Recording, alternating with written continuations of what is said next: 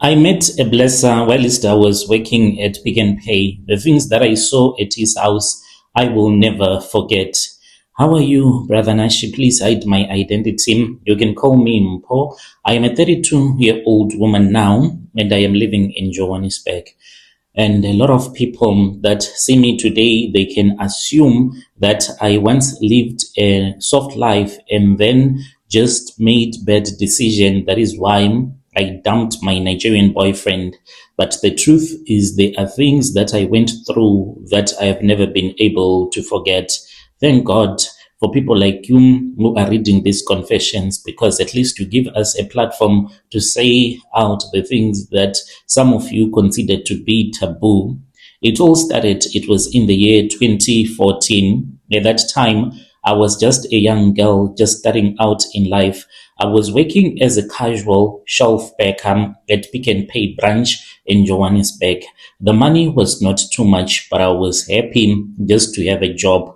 And when I got this job, I was grateful because previously, when I had tried to get a job, men would ask me to sleep with them because I was born with what people call a big nyash. And these guys, they would like to take advantage of me. So I struggled quite a lot and I could not get a job because the guys that were supposed to hire me, they will say, date me. And then after dating me, I'm going to get you this job. You're not going to be working as a casual worker, but I'll make you to become a permanent worker. So I would refuse until I submitted my CV at Pick and Pay.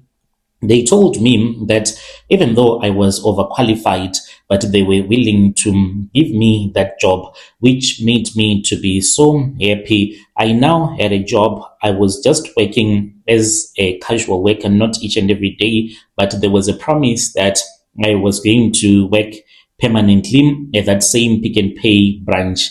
And the money that we were making, sometimes you would finish it on transport and just buying food. You can't afford to do anything after that. But still, deep down in my heart, I was still happy. Things were very difficult at home. My mother, she was sick.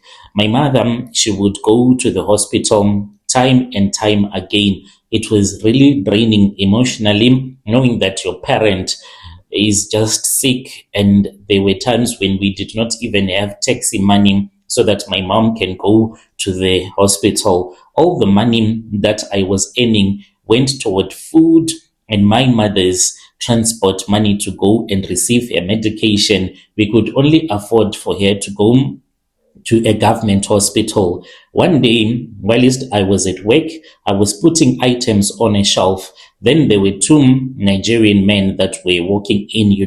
Nigerians, even when they are having a casual conversation, they are always loud like that. So these two dudes, as they were walking in the shelf, they were like really loud, but they were well dressed and they looked like they had good money. One of them stared at me for a very long time. Brother Nashi, I felt uncomfortable. Eventually, he came close to me and then he said, "Why are you working here?" This was the other Nigerian guy. He seemed a little bit rude because he said, "A beautiful woman with a big ass like you are supposed to be dating a president."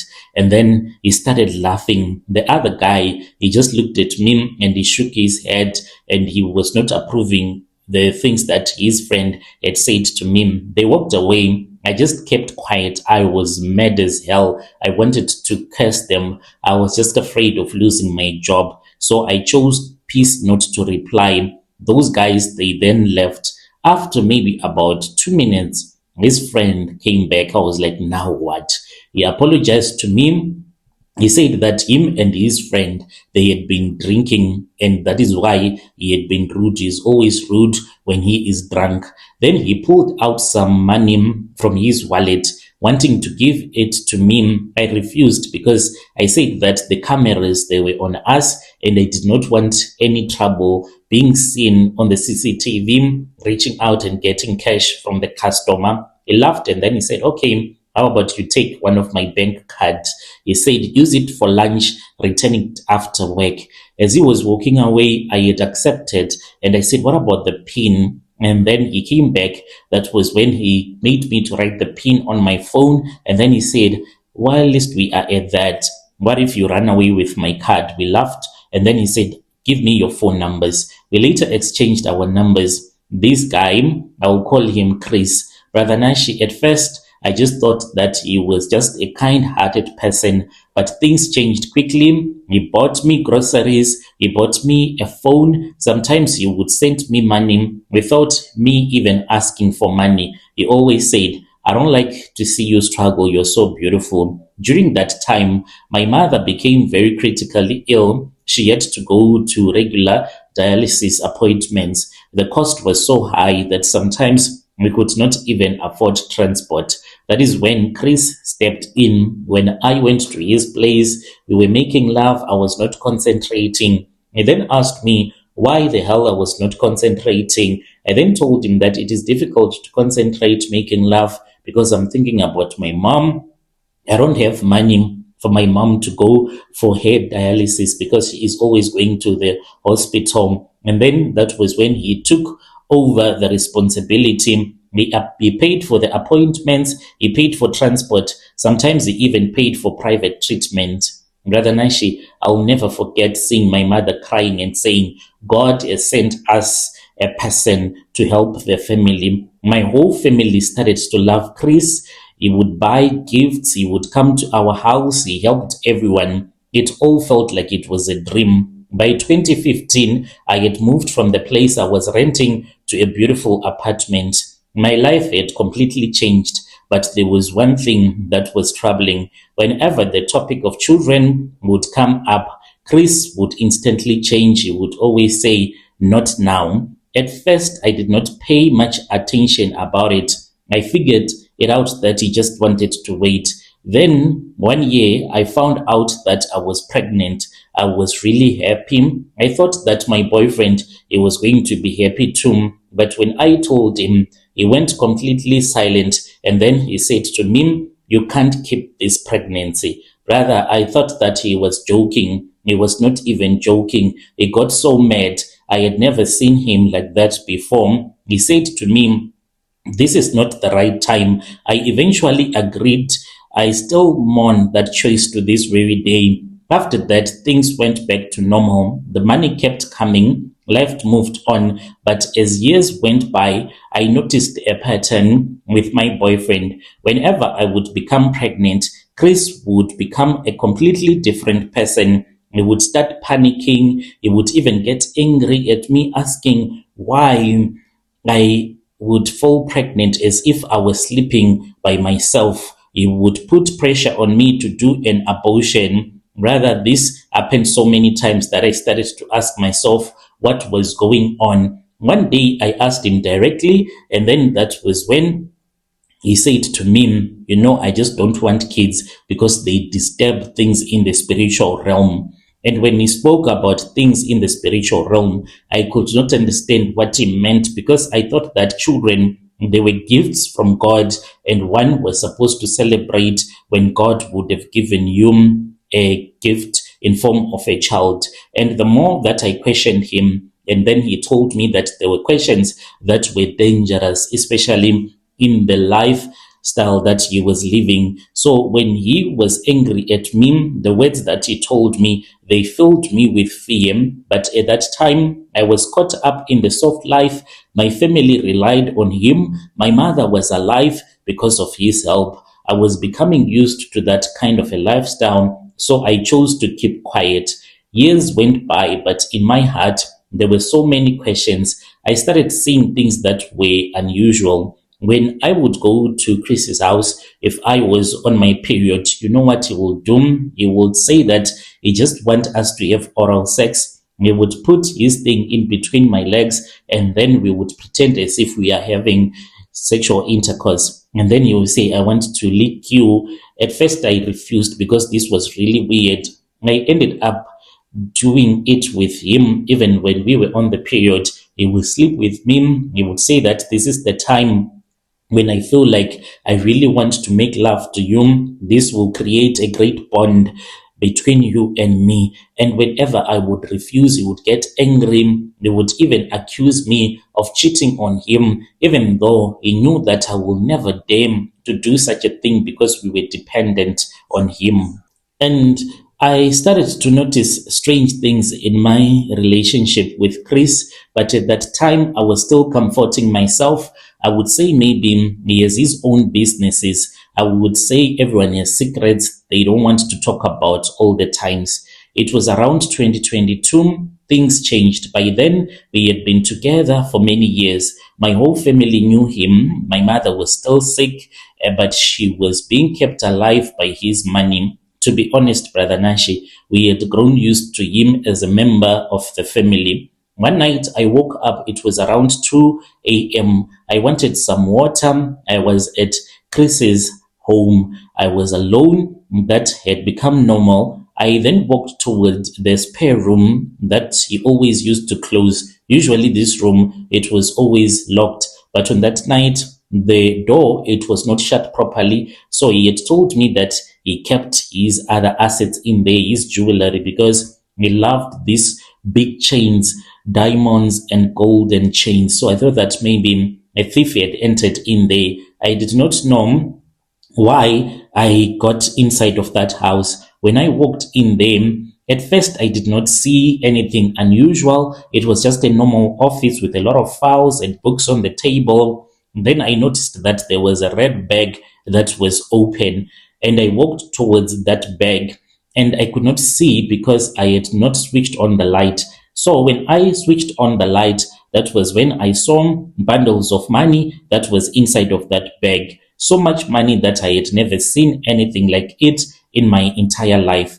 I thought that it was cash for his business because some Nigerians, they don't like banking their money. But when I looked closely, I instantly felt my blood running. There was something else on top of that money. I saw a snake. This was not like a big snake. If you could not look properly, you could have missed it. Maybe this snake was about 3 to 4 centimeters, and it was just completely still as if it was sleeping. I did not wait any second longer. I saw that it was a snake that was on top of the money. My heart felt as if it was about to jump out of my chest.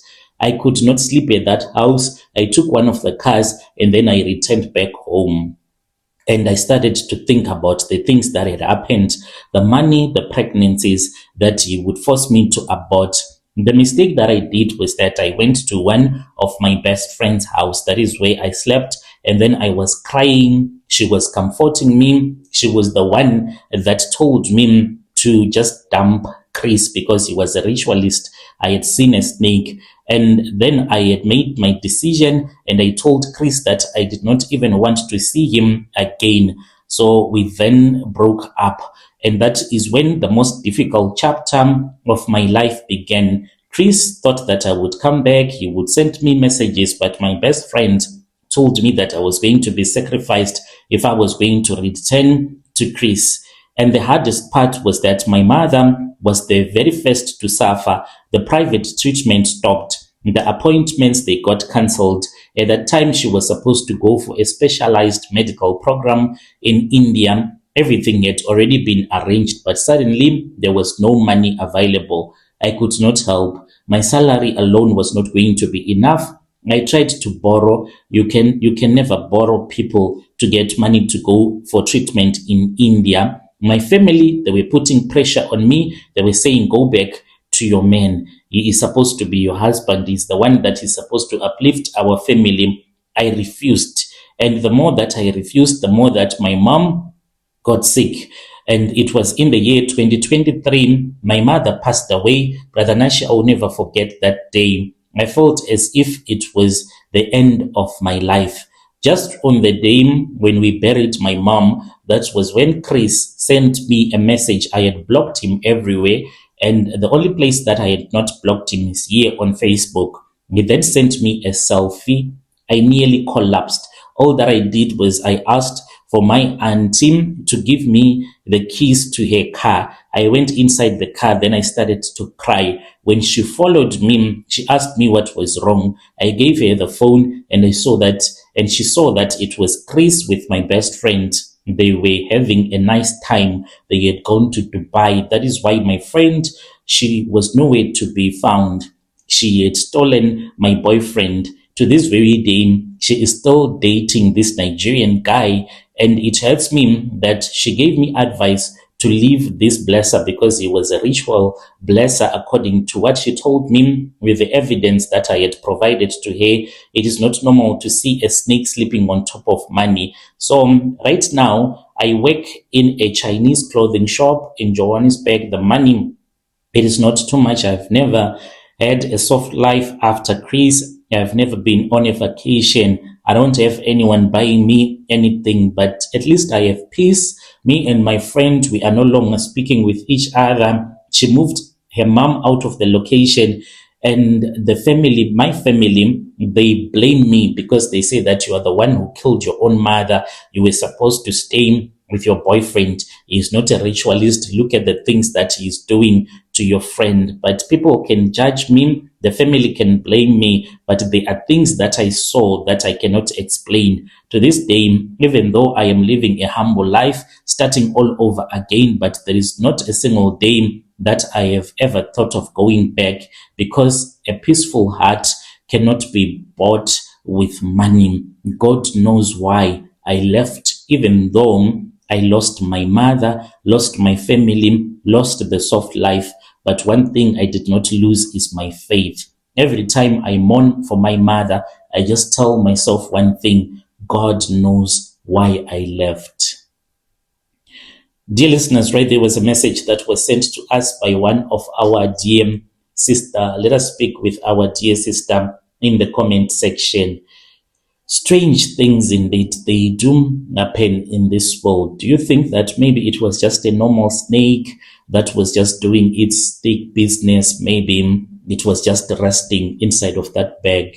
Maybe the snake was looking for a place that is warm. Tell me what you think. Why is it that your best friend, she is still with this Nigerian man, and there is no problems at all in her life, according to what our sister told us? Do you think that maybe the friend just made her to become fearful so that she can take this blesser? Strange things indeed, they do happen in this world. Let us talk about this in the comment section. I'll be back with another episode.